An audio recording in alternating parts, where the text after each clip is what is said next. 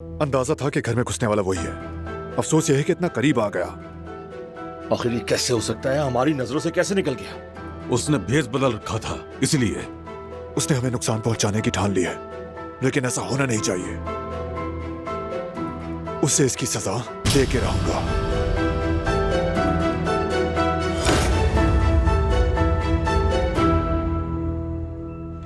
बारान, मुझे माफ कर दें।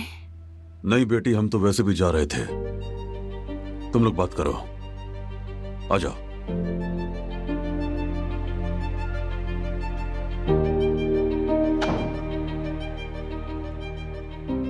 मैंने जाते हुए देखा आकिफ को, बहुत गुस्से में था। क्या कुछ हुआ है?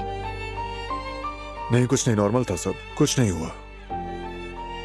कुछ तो हुआ है, तुम्हारे चेहरे पर जाहिर है।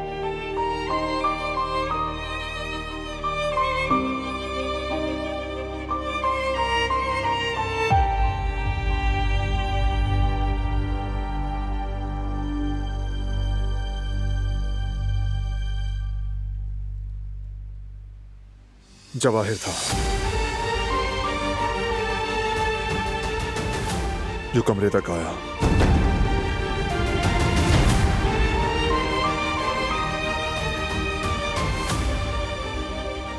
ठीक है, डरो मत और रोना नहीं। नहीं, रो नहीं रही हूँ और ना ही डर रही हूँ। मैं ठीक हूँ, कुछ नहीं हुआ।